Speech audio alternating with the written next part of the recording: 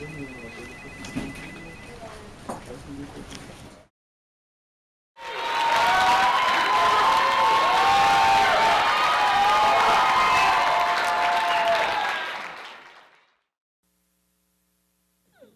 your hand if you have a lucky number. Many of you. I'm sure this number has a special recurrence when you make purchases or simply live day to day.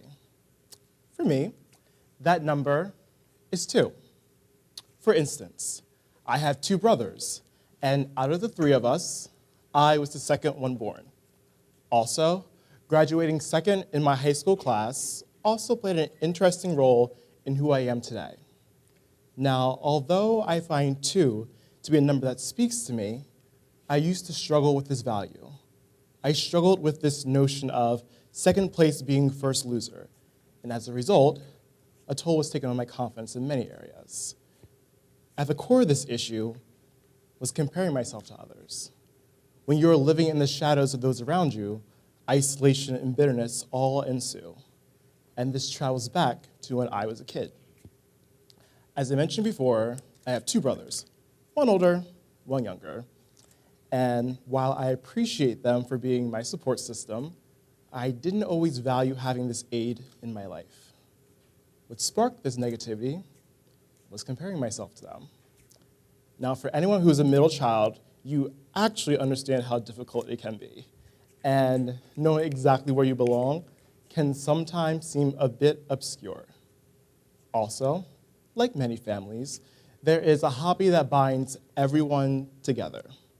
My dad sings and plays guitar, my mom sings, and my 2 brothers play a number of instruments.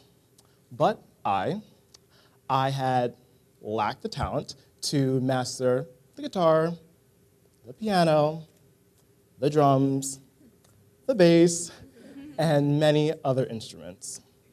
Eventually, I was down on myself for not having the talent that my family had. So when I thought I would never, ever shine on stage, I decided I would shine in the classroom. Having academic talent is what made me feel special and satisfied.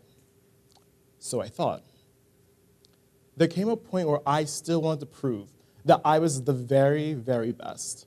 Smartest, talented, well-rounded, athletic. But I realized that I was none of those things. Unfortunately and unsurprisingly, we live in a culture where we are told to compare ourselves to those around us. This ranges from internships to the likes and comments we get on Facebook. I mean, after padding my own resume with leadership, community service, and being a sort of star at Rutgers, I, as a college senior, was lost and going through the motions of being a second best version of those I compared myself to. I wasn't fully getting involved for me. I was doing it to measure up to others. And I had this weird fear that was both simple and complex, not being good enough. So when I was tired of being a fraud of a first-place student, I left. I left residence life as a resident assistant, I left the honors program, and I really needed to reevaluate myself internally, and not in terms of a resume or accolades. Don't get me wrong, being an RA would be one of the best experiences of my college career. But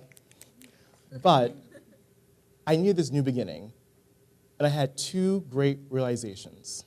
The first, know someone else's story.